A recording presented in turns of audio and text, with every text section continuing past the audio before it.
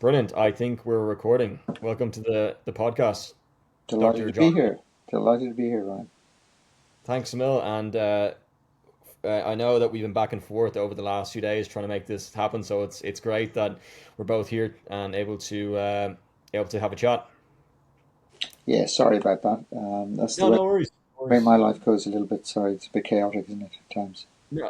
All good. It's my fault too. Just circumstance. And I love the new Leinster kit you've on as well. The Yeah, training top. yeah. The black and lime. We had something similar like that with another brand. Can't mention that. And it went down well. So I think they decided to go this way again this year. So yeah, Okay. great. I don't have any other clothes. I just live in Leinster Care. They must. Is there, if you don't mind me asking, is there a lot of training kit to wear and different types of clothing? And Yeah, there is. There is. They're very good. We got a couple of T-shirts and Air Texas and this sort of top, and there's a nice midi hoodie, and we wear different things depending whether we're playing URC or Champions Cup. Yeah, so we have like different kit for that generally. yeah, So the guys feel a little bit different and special, I think, when they go to Champions Cup. yeah. Happy days, happy days. And it's the pre-season at the moment. Mm. Are the players back or? Oh yeah, well they're back in different lots really, because it was such a busy summer. Like nearly everybody was away somewhere. So some of the academy lads were away with the twenties World Cup. Then the Irish lads were away with Ireland, and then the Lions guys were away with the Lions. And we've even got a young lad who's come in from into year one academy, and he was away with me with the Irish 18s in Stellenbosch. So everybody's been away. So they come back in a staggered way. So those who weren't aware, or those who were rehabbing, came in first. Then the Irish guys who were in, the Lions guys are coming back next week. Yeah, Okay, they get a bit of a longer break. The British and Irish, yeah, the Irish yeah. Lions. Fair enough. They've been kind of Yeah, playing right through till a couple of weeks ago. So they deserve their holiday as well. So yeah, and they need a break. You can't play. This day and age, you can't play continuous rugby the whole way through the season. You can't roll everybody out every single week. You'll just kill them, and you got to mind those bodies and get them out when they're get the maximum out of them really. So it's important that they'll get rests during the year as well, at various stages for different competitions. So some of the top guys will go off with Ireland again to play in the autumn series. They'll play the All Blacks in Chicago and then come back Japan, Australia, South Africa. So there's 4 weeks of internationals, and that's all high intensity. So they'll need a break then after that, and then they come back in, and many of them will be around for Munster on day after Seniors Day. Um, and before that, of course, there'll be the two Champions Cup games, and then they come back and get a break after that, and then come back again in January for the next two Champions Cup games, and then they're off again with Ireland. And we'd have one or two URC games in the middle of those breaks as well. So the guys that aren't away with Ireland will have to front up and play there. Yeah, so it's all go. Yeah. yeah, yeah. Wow, it seems like a very and forgive me there. I think I said Irish Lions, I meant British and Irish Lions. But the Irish players are coming back to just so for anyone who isn't familiar with rugby union, there is a tournament where the Irish rugby players, men's, the Scottish men's players, the English men's players, and the Welsh men's players go down to the Southern Hemisphere every 4 years and play a different country. And they played Australia over the summer. So forgive me if I'm jumping too quickly into things for those that don't know rugby union. But I'd love to just touch upon John before I give you a quick introduction. I'd love to touch upon. There's a lot of thought and planning gone into the season. Does that happen every year, or is that a multi-year thing? If you don't mind me asking, or It's is it? continuous, really, and even during a year, you're planning the next year ahead. Yeah? Okay. I think the coaches and management always have to freshen it up and think of new ways of doing things that make it exciting for the players and make it exciting for the punters that are watching the game. So you can't do the same thing over and over again. So you have to freshen things up, and sometimes that's freshened up with new faces, new players, uh, as well as new ideas from different coaches. So and the boys will have been planning that from last year for a year ahead, and obviously the emphasis is on the season that's with us, but obviously with an eye to the future all the time as well. And so, and that comes with the academy. So that there's 3 years of an academy, and kids are being watched at school to be who are the stars of the future, and they're brought into often we call a sub academy. And then when they come out of school, and then a year later maybe into a year one academy, and then they'll come through and play with their clubs, whether that's UCD or Turnier, Lansdowne, whatever, and sometimes then they're good and they get capped in year one, year two, or year three academy. Then they get a senior contract, or it doesn't work out, or they get injured, which is the nature of the game, Yeah, And so yeah, they've all got college degrees to do as well, because it's massively important that that they have another life ready to plug in, because they can be just one tackle away from the end of a career in rugby.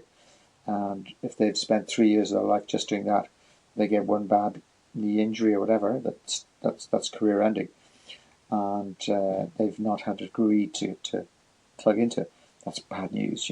So they're all and with the Irish rugby players group that support them with lifestyle advice and career advice as well, and link them up with mentors in business or whatever else, so that when they're finished, at 35, which when you're going forward seems like an age towards being an old man, but in reality, as you look back, you realise, God, my life is starting now.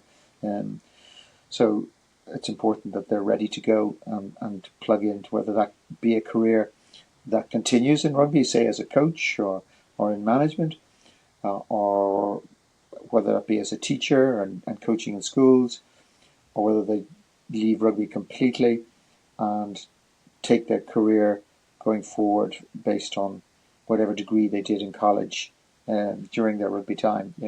But it's a big step, and many of them, when they're 34, 35, they've got maybe 2.3 children, and they've got to get a life. They've got responsibilities, and people are dependent on them. So they've got to they've been hitting the ground running on the rugby pitch for 15, 20 years, but now they've got to hit the ground running and get their life together. Yeah. yeah. So it's a lot of work gets done in the background supporting them that way. Yeah, yeah, and thanks for sharing that, John. For those that don't know, I'll give you a quick introduction now, or more than a quick introduction. I just want to mention that Leinster Rugby are a province, a rugby union team in Ireland that represent a province called Leinster, and they over the last 10, 20 years, they've won a number of different trophies, including the Champions Cup, most notably last year the URC, which you were part of, John, as the head doctor, if I'm correct in saying that, Mm-hmm. or Mm-hmm. and yeah, it seems like Leinster Rugby are on the up from here with the trophy last season. Yeah, look, I think we're one of the top 3, 5 clubs in the world, really. Up there with Toulouse in France, maybe the Chiefs or Auckland in New Zealand. Yeah, that the top 3 professional clubs in the world, really. So it's a high standard to continue to maintain. Yeah, Because the pressures are on all the time. Because everybody wants your crown, wants to do what you're doing, and if you stay still, then they'll come flying past you. Yeah, take what you got and run past you, do better than you. So all the time you've got to be coming up with new ideas and new ways of doing things all the time too. yeah. It seems like there's a lot of because rugby union is probably, and I mentioned I'll probably get into it now, but rugby union only became a professional sport in the 1990s or 1980s, Yeah, 1990s, what is it? Over 30 years, I think. 30 Maybe years about perhaps. 30 years. Um, About 30 years on the go. Yeah, Yeah, yeah. yeah. If anyone's listening, they could probably double check. They're probably it's probably 30 years. So, but But yeah, I'll just give a quick and there's been a lot of innovation in rugby since. I know there's with the different technologies they're using now, wearable technologies, which we may get into in the later in the podcast. But I'll touch upon an introduction if you don't mind, and hopefully, if this is wrong in any way, feel free to correct me. Dr. John Ryan is a clinical professor of emergency medicine at St. Vincent's University Hospital in Dublin, Ireland, where he serves as the clinical lead for the emergency department. He has extensive training and experience in emergency medicine from Ireland, the UK, and Australia. In addition to his role as a consultant in emergency medicine, he also has a specialty in sports and exercise medicine and is the program director for specialty training in the field. He is also the Vice Dean for Advanced Specialty Training in Emergency Medicine, the ASTEM in Ireland. Professor Ryan has a strong interest in medical education and has been involved in developing specialist programs in partnership with University College Dublin, UCD. He has a significant research profile with a focus on topics like concussion in sports, injury prevention, and emergency department processes, and a reflection on a career in emergency medicine. This is a YouTube video of a presentation by Professor John Ryan reflecting on his 40-year career in medicine, it was from the RCSI alumni, which we can get into during the podcast. I think you may mention it. Yeah, that little piece was 2 or 3 years old. So so probably one or two little bits need correction there along the way, but maybe there's add-ons and subtractions. But yeah, that's pretty much the description, all right. Yeah. Perfect. And also to add, your work with the IRFU, Irish Rugby, Leinster Rugby, and most notably, well, not most, with the British and Irish Lions. I believe you were the head doctor in the Viva State, or head doctor involved. Well, yeah, I'm only touching the tails of their coats, really. I'm backstage doctor for that match for Argentina against the Lions in Aviva in June. Which was an exciting thing to be part of. Yeah, it was good. Yeah, brilliant. But I'd love to know, John, if because we're sitting about, I think, at home right now. We're down the road from each other in Kilmacud, in Dublin. I'd love to know what life was like growing up in your early childhood. Feel free to not chat about things, but you can speak wherever you feel like speaking. Yeah, well, so I was the youngest of 5 with 4 older sisters. So allegedly I was spoiled, but that is not true. I had to fight my way through. And I grew up, as you said, on the Upper Kilmacud Road and went to school locally. And some of my best mates are still the guys who started school with me on day one, when we were 4 or something, and came right through to do our leaving cert, graduation from high school, equivalent. And spent probably most of those years studying and dusting around a little bit and trying to get good degrees. Yeah, it was the 60s and 70s, wasn't it? So, Dublin was, I sometimes say it was, had 3 colours: grey, brown and blue. And there wasn't an awful lot to do other than maybe play rugby, which I did with the Railway Union Rugby Club. And most of the guys in my class played at Railway Union Rugby Club at underage. And then we played afterwards at under-19s and then seniors. And so leaving in 1977, which is, I don't know, nearly 50 years ago. I went to the Royal College of Surgeons in Ireland to do my medical degree when I was 16, going on 17, and graduated in 1983 and did my internship in Jervis Street Hospital, which is now a car park. Not because of me, but it's just the way it went. They turned it into a car park later on, and they merged Jervis Street and the Richmond hospitals, which were 2 inner city hospitals, and moved them as the population was moving to the suburbs, and they covered the north inner city. And the north inner city population was either dying because of ravaged with heroin and later HIV, and everybody ran to the northern suburbs, and they needed new hospitals, so they merged the Richmond and Jervis Street into Beaumont Hospital. So I when I was a medical student, I used to, because there was nothing else to do or nowhere to go other than play rugby. So you played rugby on a Saturday, and then the Saturday night you went in and hung around the emergency department in Jervis Street. They call it a casualty department then. Later on, they called it an accident and emergency department.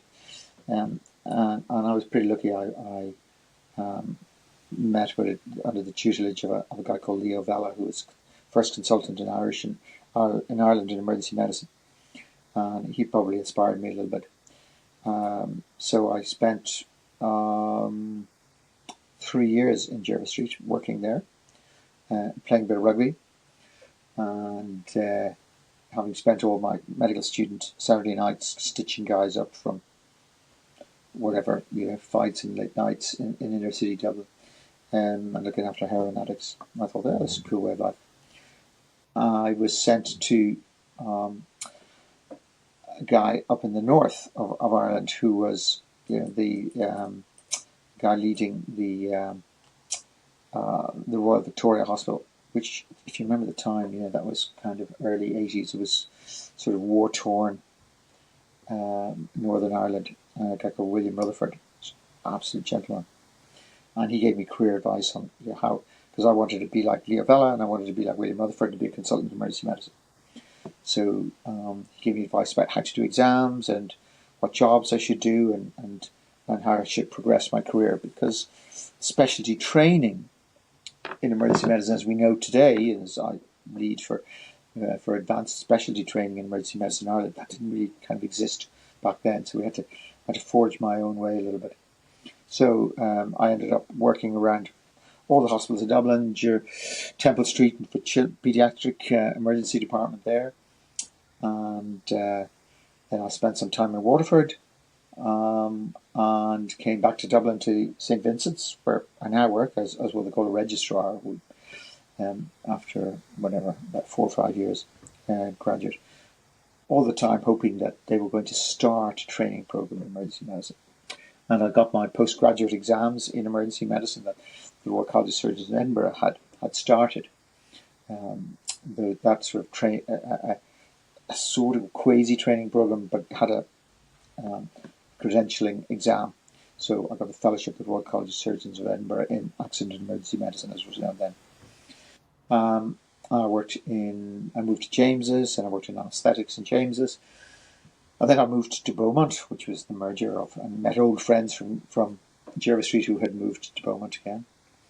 And still hanging around hoping that they would start a proper training program in emergency medicine, and there was no sign of it. I did the diploma in child's health, and I did a diploma in sports and exercise medicine, which was the first year of what's now a master's in sports and exercise medicine in Trinity College. So I did an academic year doing that, but I kind of double jobbed because I didn't want to take the year off. So I'd swap, and I'd do everybody's weekends for them, and they would do my nights on call during the week. And so I could go to college and do the college days during the week, and then do my work jobs at weekends and work nights, and that was great, because I was able to do the academic year and get everything out of that, and my thesis and sports and exercise medicine. So that was cool. And then I met Susie, my wife, the current Mrs. Ryan, and we decided to get married, and we thought, oh gosh, what are we going to do? Are we going to hang around here forever waiting for them to have a training program? And so what we decided we would do is we were away on holidays, and there was a postal strike. And when we came back, all the British medical journals where you get adverts for jobs in the UK had arrived in the post box after the postal strike was over. So it was about 10 weeks of these. And I went through them all and saw where all the jobs were being advertised in the UK. I thought, I know what I'll do. I'll force these guys in Ireland to really get a proper training program going by threatening them that I'm going to leave and go to the UK. They said, yeah, well, good luck. I said, I'm going. I said, yeah, bye. I didn't want to go. So the first couple of places I applied to, offered me interviews. And it's funny because you apply for a job, and if you get it, your life could go in that direction and change completely. So as it was, first I went to the first place, which was King's College in London. I went for the interview and spoke my way, and there was I think 13 of us there or something from all over the UK and Ireland, and they said, "Okay, would you just hang around because we're going to make a decision today?" And that was okay because I was over for the day, and I didn't want the job, but I was there because I wanted the job. But I was hoping I wouldn't get it because I didn't want to leave Ireland. And then at the end, then they said, "Oh, right, thank you all for coming. We're just going to, call you all in and tell you." And so John would call you in first. So that's great. They get rid of the dross first. I said, "Well, we'd like to offer you the job." And I thought, "Oh, Christ, no." So that's great, And it was paired. So those senior training jobs were paired with the UK. In the UK, with say one London job and then one, as mine was, with Brighton and the South Coast. And they said, "Well, you can start in Kings now, in the next week, or you can start in Brighton in 6 months' time in January." "Oh, well, there's things to do. Brighton in 6 months sounds good." So I phoned Susie. I said, "Good news and bad news. The bad news is I got the job. The good news is we don't have to start until January." So still hoping that things would develop in Ireland. Of course, they didn't. And so then, we went to Brighton, and Susie living for the first time in her life more than a mile away from her parents, and with a 9-month-old baby, and we got this massive house on the coast overlooking the English Channel, open plan, because all these people were going to come over and visit us, including shared members of our family. And of course, nobody ever came, did they? They're all too busy. So after about a year and a half of this big house, we decided we'd downsize, and we moved back into the inner sea part of Brighton, which was an eclectic city. And if anybody's been there, it's an eclectic type of city. I don't think anybody who lives in Brighton is born in Brighton. They will just kind of gravitate there and then degravitate like we did.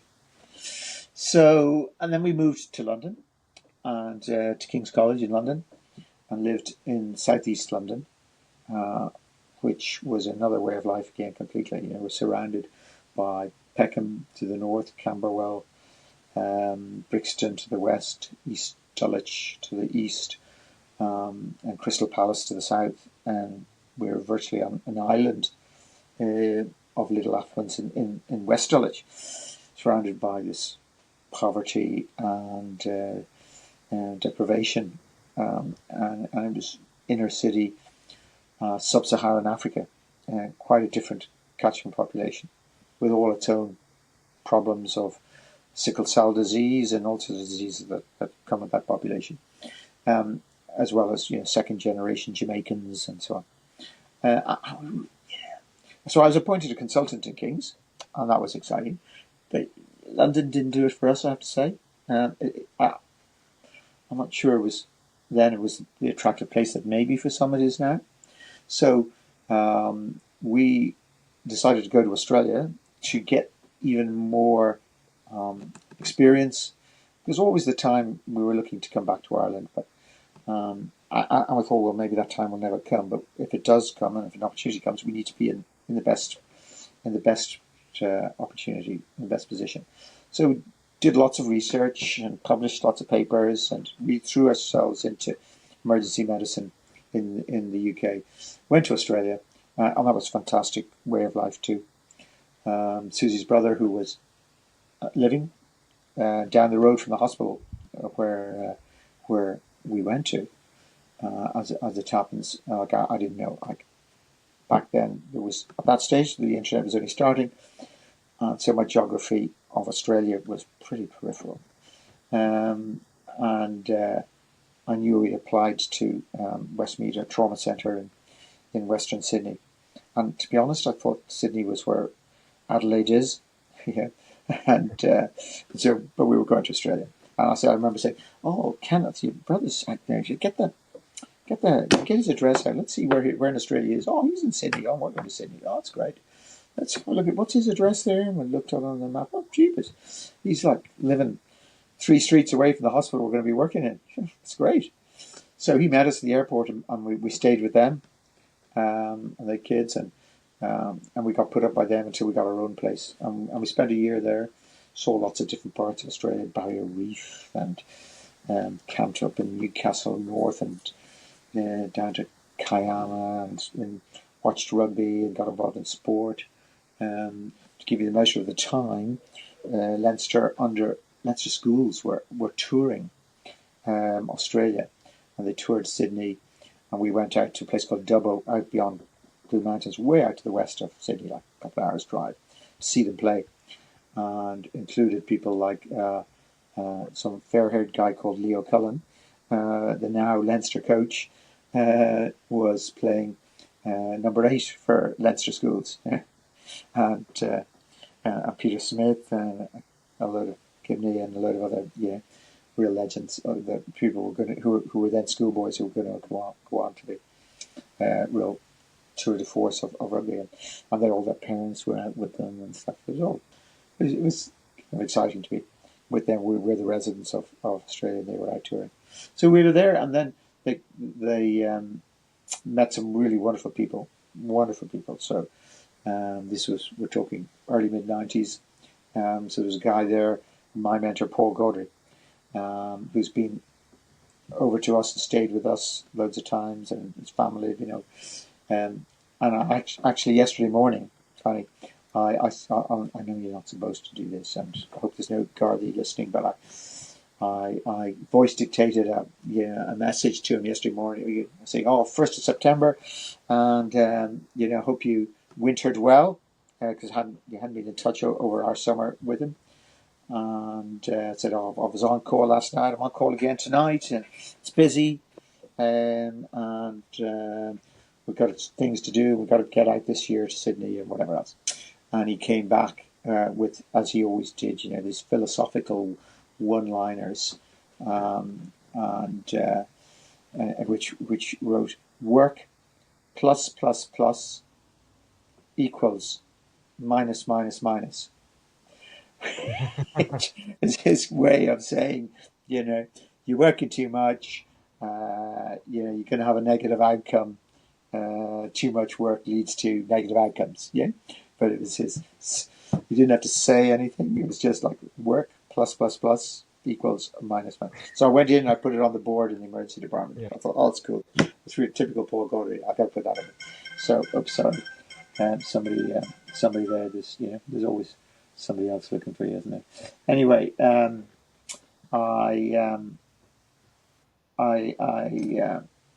Oh, good. You can take a sec. I don't mean to interrupt, but you can. Yeah, no. Some guy who's did a course, and saying thank you for a course I did last week. Okay, that's cool. He doesn't need anything from it.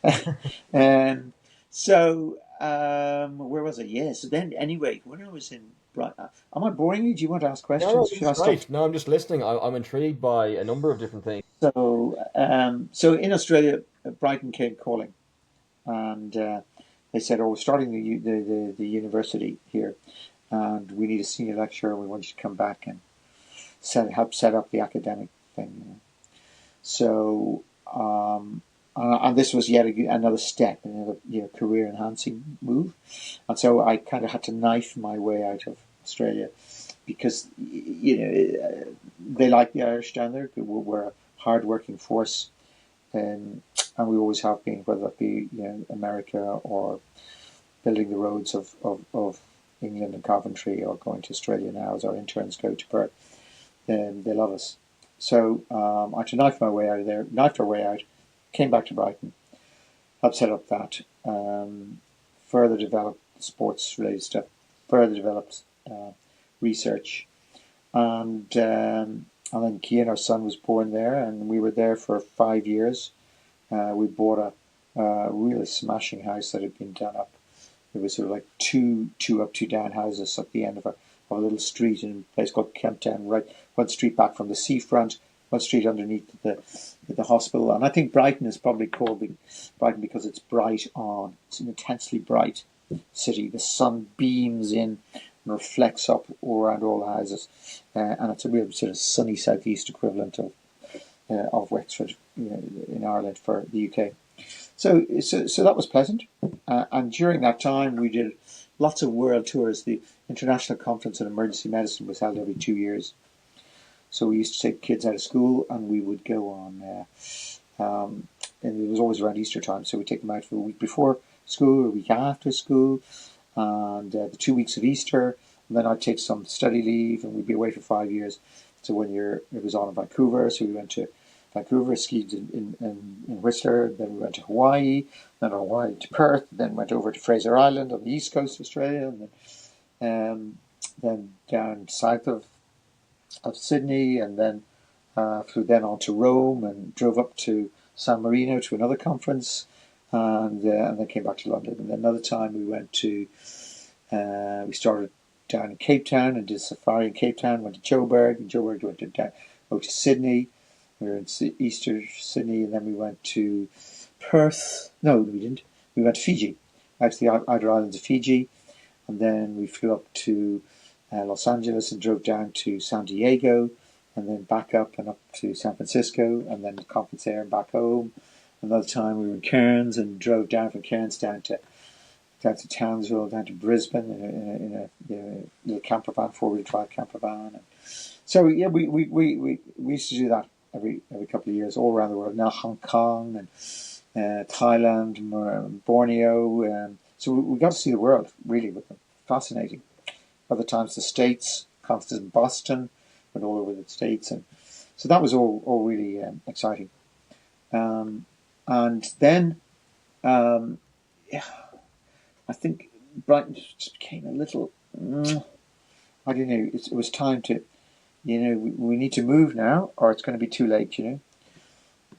Katie's, our eldest, Australian accent was wearing off, and it was becoming more Anglican and grated a little bit on us.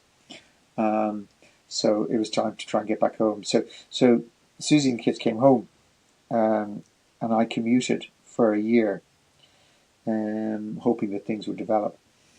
And people used to say, "Oh, it must have been very hard on you." And I'd say, "No, well, not really. It was. You get into a pattern. I'd come over on an extended weekend or a Thursday night or a Friday. I'd get a train up Gatwick, come over, and then I'd have the whole weekend in Dublin, and I'd go back first thing on the Monday morning, fly into Gatwick, get down to Brighton. I even used to use one of these little foot scooter things, and to get through the airport, and this is pre-9/11. And then I'd be back at work by 1 o'clock on Monday in the hospital. So I said, "Oh, okay." And then they say, No, not hard on you, hard on Susie and the kids.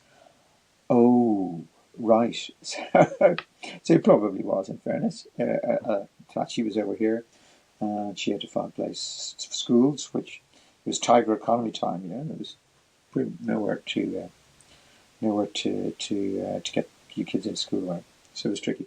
And then a post came up in St. Vincent's, and applied for that, and the rest is history in terms of my return to St. Vincent's, which was 9/11, 2001. That was the year we came back, when the world was being changed by 9/11, wasn't it? Yeah. I remember like a really, just to give you an example of how that impacted. I remember watching it on the television in the emergency department, going, "Christ, what strange person drove their plane into this? How did that happen? And then seeing the whole thing crash, and within an hour, the ramifications of that were felt in the emergency department in Vincent's, because planes that were mid-flight coming from New York to and East Coast USA, when they got to, because the world was in turmoil, wasn't it, within minutes, and so as they landed in Dublin, everything was put on hold. So they were told, right, you leave the airport, you can't get your baggage, because people were afraid, well, maybe this will be an international thing. Maybe bombs will go off in airports all over the world. So people were sent, and a guy was booked into a hotel right beside the hospital, and he was an insulin-dependent diabetic, and all his kit, all his insulin and stuff was was in his bags, and so all of a sudden he had no insulin, and what am I going to do? So he came up the road into the emergency department of Vincent, saying, "Oh, I need insulin. I'm an insulin-dependent diabetic," and that was a little ripple effect, of something that had happened 1.5 hours before that in the middle of New York that was changing the world, but that we felt, as a ripple. Here was a guy, he wouldn't have, if that hadn't happened, he would have had his bags in the airport, and he would have had his insulin and so on. It was just to demonstrate, the peripheral impact. It wasn't no big deal. Here's your instrument, off you go. But it struck me that, wow, here in real time, right across the world, that was being felt. There was implications of that, and of course we all know, the implications with regards to travel that led out of that. And that was so. Yeah, so look, that was an exciting. It was a tiger economy time, and there was money for everything. I remember we were using drugs for clot busting drugs for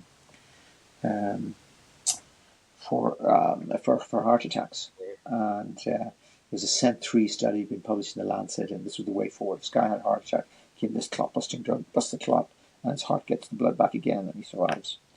So, but each vial was something like €1,000. That was back in 25 years ago, and don't drop it. So I remember going to the head cardiologist and say, "Listen, we need to be doing this. This is state of the art, and we need to be doing this in emergency medicine." "Oh, yeah. So how many of these are we going to need?" "That's it. Might be 50 this year." "Oh, I'll write the check for those." So, okay, that was easy. That was a quick win. So let's see what else we can kind of. And so from there, and then we developed emergency medicine. There's myself and Bob McQuillan was another consultant, and Derek Barton George is the third consultant. And built the new emergency department that was pretty state of the art. And to be honest, when I was starting off, I'd never have thought that this sort of equipment and the things that we're doing to save lives and to support critically unwell and critically injured people, CT scanner in the middle of the emergency department, access to MRI scanners. When I started as an intern, there was one CT scanner in the city, and that was like a generation one, and it was basically used for guys who pretty sure they had brain tumours to map out what a neurosurgeon might do to debulk a brain tumour, and it wasn't used for anything else. Nowadays, 20, 30, 40 CT scans a day in our emergency department. So it has changed, radically changed. And so around that time then, Arthur Tanner, the late Arthur Tanner, Director of Surgical Affairs in the College of Surgeons and ex-consultant surgeon in Tallaght, and having previously been in the Adelaide Meet. And he was generation one of professional rugby doc, and somehow got linked into Leinster Rugby in the early professional years, and thought, this is too much for me, we need some extra help. And Jim McShane is GP, and Deliri and myself were brought on board. And then Arthur retired about I was 10 years ago, and I took over his role as lead medic for Leinster. And that was, that's been a fabulous last, I don't know, whatever it was, 15, whatever number of years, with experiencing, working with coaches like Michael Cheika, Joe Schmidt, wonderful friend still, Stuart Lancaster, Leo, and loads of others, and learning from their experiences and sharing it. And I think along the road, I've tried to harness their professionalism, their values, and bring that into the emergency department of Vincent's, so that the docs and the nurses can learn about the importance of wanting to be the best, and pride in the work that you do, and having sets of values that you adhere to, and showing resilience when things get tough, and showing robustness. And we had terrible times even before COVID came along. Our wonderful, beautiful new emergency department became besotted with overcrowding and patients and trolleys everywhere, and all the sort of stuff that Joe Duffy dined out on his afternoon program for years. Talked to Joe, telling me how bad it was in the emergency department. And it was pretty awful because patient flow through the hospital was really difficult, and it led to crowding.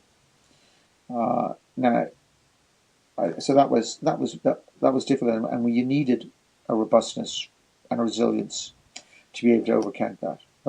And equally, then the coaches, I think, liked to hear how we dealt with our crisis and decision making, because they want the players to be able to make a decision now, go left, let's go, or I make a break, or I kick now, instead of passing. And how do I tell my players that I want you to do that, and how do they?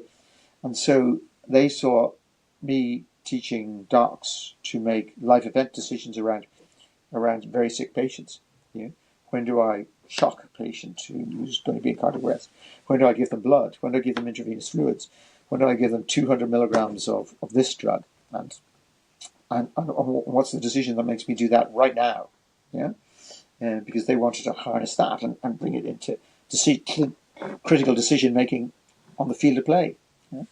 So we had a great togetherness and shared, and mirrored our lifestyles pretty much, and it still is that way, I think, and it's a massive honour to be able to work with those guys, and a privilege, and see the dedication they have to being elite athletes, the respect they have for their bodies, respect they have for their colleagues, and for the club and the jersey.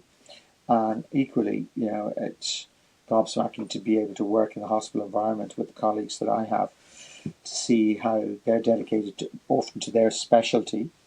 Like 2 nights ago, I had a very elderly lady who'd torn her main aortic vessel in her chest, and really she looked like she was dying, and then she kind of rallied a little bit, and I phoned my cardiothoracic surgical colleague, who said, "Yeah, give me 3 minutes, I'll be over, we'll have a look, and yeah, let's do it. She's going to die without it. So we transferred her over to the Cardiothoracic Centre in James's. So you kind of have to live in awe at how some of these guys, how their technical abilities and their technical knowledge, and working with them. And it's great in emergencies. You deal with every specialty, whether it's cardiologists, gastroenterologists, orthopedic surgeons, general surgeons, anaesthetists, psychiatrists, every discipline, and that's really good, really cool, to meet so many different people, and to be able to make a difference in people's lives, or try and make a difference in people's lives. The probably always doesn't work out. Yeah. I'm sure you do make a difference in people's lives, John. Pardon me? I'm sure you make a tremendous difference in people's lives. You try, you try, and Ultimately, sometimes it doesn't work out. Yeah. And like we're saying, rugby, isn't it? You try, and you get really close, and then sometimes you lose a final. That's like maybe losing a patient, or a patient deteriorating. When your team deteriorates and doesn't get the result you'd hoped they were going to get. And then and the injuries these guys get are substantial. Substantial. Concussion, hamstring injuries, knee injuries.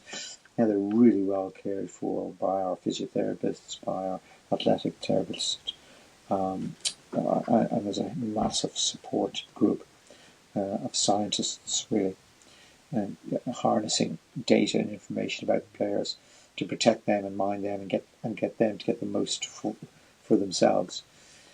But at any one time, we probably only have about 80% of our players available to us because 20% of them are out rehabbing from their last injury, whether they've had surgery or whether it's a soft tissue injury, whether it's a hamstring, they have to take a longer period of time out and so on. So, and it's hard on them, they lose their place because of an injury, they're out for 12 weeks, then some other guy comes in, he snaffles it, they come back saying, move over, I want my place. Oh no, mate, I've got it now, gotta fight for it. So, it's hard, but it's fascinating to see them and their approach to and their desire to be successful. I try and harness that and transfer it across into medicine. So so that's my little kind of Randy Worley tour. No, it was excellent, John. Where It I was am. great to hear your story, and there's so many takeaways.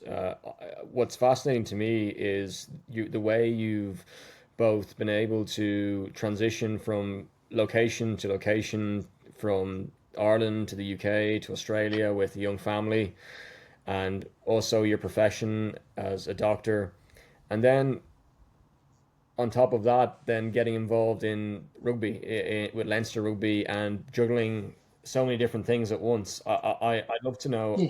Yeah, Well, I am very lucky in that.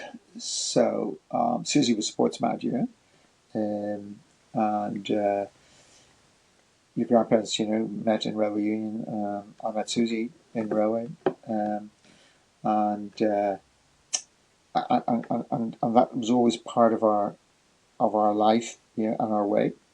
And rugby was a very happy bedfellow for that. And the kids bought into it as well. And we would go to the Leinster matches, and then I'm on the pitch or whatever, and they come along and they get to know the coaches' families and the players' families, and it very, very much becomes a way of life. So when I was growing up, um, talk around the dinner table was always about what Ned Van Esbeck, who was the Jerry Thornley of the Irish Times, back in the 70s and 80s, what his opinions were on Irish rugby and who was going to be playing for you know club rugby like Lansdowne and Mary's as it was then. Was the sort of the professional rugby, although it was professional. So that was always the dinner table conversation, and it is thus still in our family, I guess, and it's set comfortably with. And so Cian, your yeah, cousin, plays rugby there now, and very much part of his life. So it's been good. It's been fortunate. I don't think that you could go and do this medicine thing and and then have this other big part of your life involved with Leinster or Irish schools or whatever else, or St Michael's College you look after, and all those other bits and pieces that I do, without the support of your wife and children. They have to be able to buy into it and show the same interest in it. For that to happen, and we've been very fortunate that has been the case. yeah, yeah. Excellent, John. It's I mean, excellent in a way that's yeah. It's just fascinating to hear your story. I've for those that don't know, John is my uncle, and Cian, his son, is Velvet Railway is my cousin. It's great to hear your story, John. What I'd love to know is, I hope you don't mind me asking this, is there one takeaway you'd give to your younger self listening or talking about it now? Is there one key takeaway or one lesson you Yeah. So what would I write? Would I write my? What would I say in the letter writing to yeah, myself? maybe one thing. What would the three What things? advice? What advice would I give Yeah, myself? maybe. Or word Uh, piece of wisdom or um. word of wisdom you'd give to your younger self or Yeah. I remember there's a guy, Greg Henry, who was one of my heroes, who was an American emergency physician in Michigan in Ann Arbor, and he used to come out with great one-liners. He was a class lecturer, it's like brilliant. Yeah. And he'd had a bypass graft, coronary artery bypass graft. He said, when I was going down to the theater, they stopped and said, it's a big operation, you know. Greg, it's and sometimes it doesn't always work out the way it should. So look, if it doesn't work out, Greg, is there something you want us to say to Mrs. Henry? Yeah, yes. tell her, I'm sorry. I'm sorry that I didn't spend more time at work.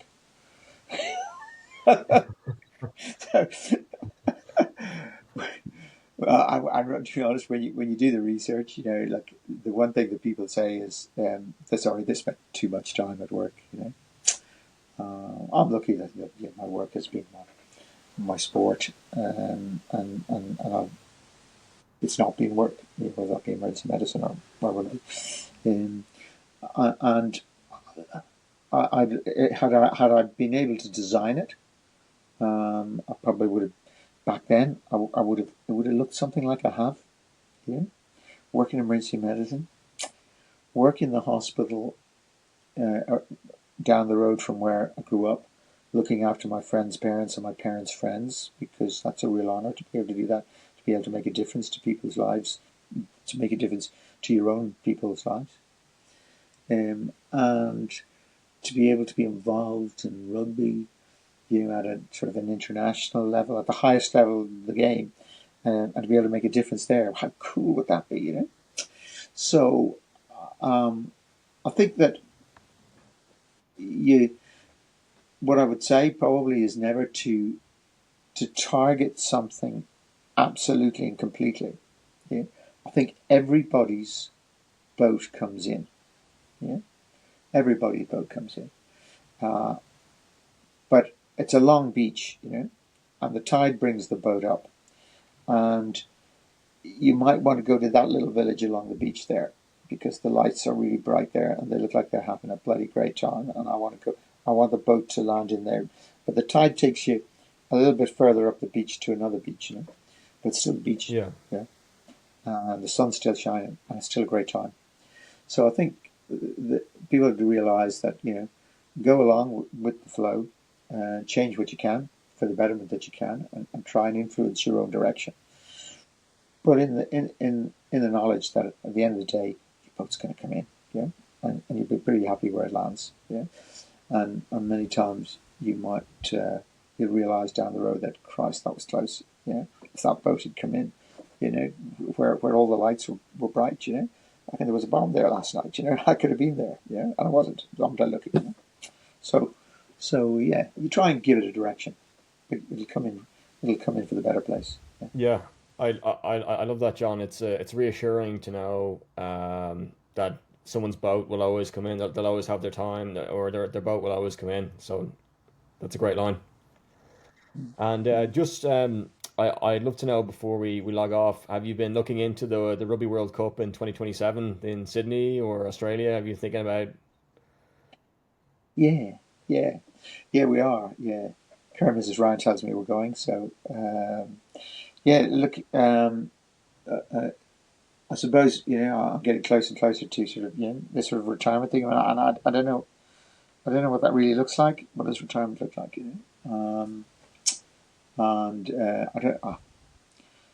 There's been lots of false efforts to have a look and try and think about what that, and then the phone goes off. So I haven't been able to get around to really getting my head around that. But I think by in another 2 years we'll have, I suspect, a substantial amount of time. What will work look like? Will work be play? Will play be work? But I think there will be a substantial time, and I think if we're not out there next summer, would Ireland go there, and then to New Zealand, I think. So would we go then? The thing about going to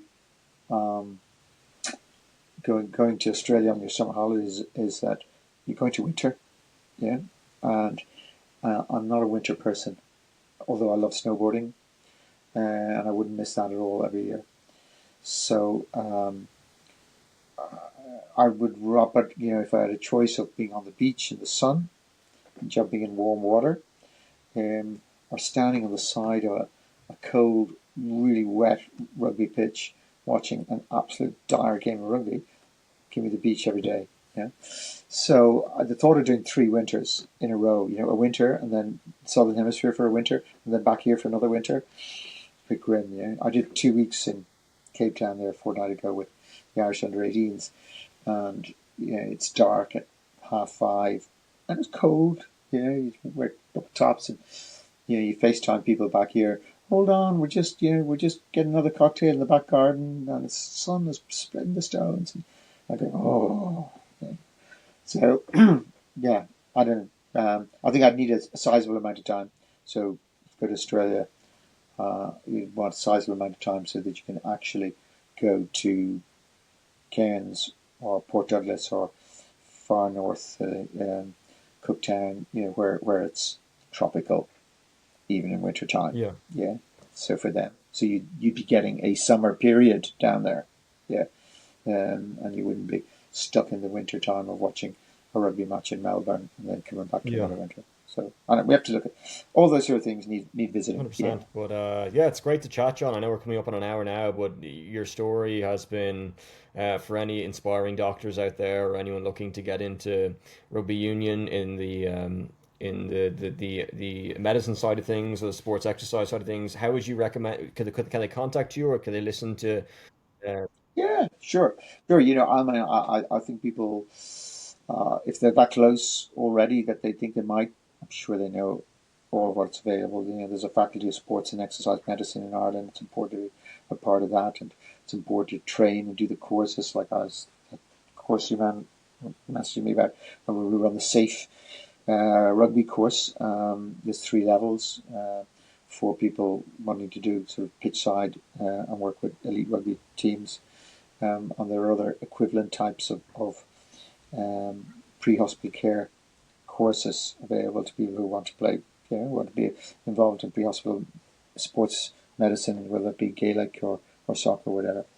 Um, and there's always loads of opportunities for continuing medical education, and then you build your portfolio, and either by research and by name and by opportunity, yeah. and then your boat comes along onto the beach somehow. Yes, yeah, the boat comes along, and that's great, John. Lastly, is there anywhere people can find you online, or can I see any of your work online? Yeah, Ryan J TW is my Okay, Twitter handle, and my Instagram handle, and that's what I put down at the bottom of most of my talks. And if you're ever looking for my phone number, just ask the guy in the street because he has it. Everybody has my phone number, so that's not a problem. Yeah, if I can't sort you out, I'll know somebody who can. I can direct you towards. Yeah. perfect, perfect. And I also this one last thing comes to mind. You mentioned that you mentioned that the pluses and the minus, the plus plus plus, the minus minus minus. Almost there's a I don't want to put words in anyone's mouth, but almost a diminishing returns to work, or you can work too much. You mentioned there, or Mm. I am a dying breed. I recognise that. Um, being at 7 o'clock in the morning, I'll leave late at night, and I have to accept it. And people want quality of life. I'm lucky that I don't have to stop doing what I do to go off and do something else because it's what I enjoy and it is our way of life. Um, but modern medics rarely see things that way or find a niche in their career that's that's a way of life for them. Yeah. So I don't feel like when I go away that I have to turn my phone off. Like on the beach in France this year, we got on average 18 people WhatsApping me a day. So multiply that by 5 or whatever. Yeah, and that's fine. That's going again, and that's that's the way it is, and I don't have a problem with that. But that's me, and I recognise, and I'm lucky to be like that. That I don't feel I have to, um, divorce myself from all of this and disappear and whatever. Yeah, I do. I go snowboarding. I go and I jump in the waves in France, and it's a great country. Um, and go to the odd concert or something. yeah, But I'm not sort of one of these people who says, "Oh no, you've got to have a balance." But that's me. I get it. yeah. Yeah, others don't. Yeah, thanks, John. I appreciate you mentioning that. It's it's nice to hear a different perspective, and uh, It's an yeah, honest one. yeah, yeah, Yeah, yeah. The quality life. yeah. And I'm not saying that everybody um, should do what I'm doing. Yeah, yeah. And I Yeah, respect the people who want to work 4 days a week and play Happy Families in Dundrum Town Centre on a Sunday. That's yeah, well, yeah. If that's what lights your fire, bully for you. Yeah, that's great. Yeah, that's where the boat is taking you on yeah, your beach. yeah. And I also that the work is your work is your sport as well, which is yeah. Hmm. But we're coming up on an hour here, John. So I may Wow, but I'll feeling. no, Sorry. no, it's all good. It's good. If No, anybody's I'm still sure they listening, are. God help them. If you're still listening, go get yourself a life. Yeah, I'm sure they are. It's all good. It was a great story, John, and it was yeah, and maybe we'll do a part two one day for about at the. I have my Leinster training top on. I Yeah, got good one on in. you, brother. I don't know if anyone can see it. The video. I got the training top in. Oh, class, So class. Yeah, it's good well done. quality stuff. Yeah, It's my first Leinster kit yeah. piece of kit in a while. So. Oh, great. There's a bit around here. I'll send some Thanks, of it Mel, down John. your I way. appreciate that. And also, if you have any recommendations for Sydney, it'd be great. I've managed to get a working holiday visa for a year, so Oh, it'd well. be great to if Yeah. you have any recommendations. But if not, but I've already asked too much of you with the podcast, so I appreciate you taking the time. Great, great, great. Okay. Well, ciao, brother. And Take it easy, John. yeah, I'll it's try to been a get this pleasure. The better. uploaded as soon as I can, and yeah, I'm sure everyone Okay. can listen and share, and yeah, Yeah. And they'll say, yeah, that was a load of rubbish, you man, Ryan. Yeah, yeah, it was a bag of lies. Don't believe him. See you Right. later, John. Okay. Better go answer some of these WhatsApps here, and yeah, see you need some help. Perfect. John, Ciao. take it easy. See ya.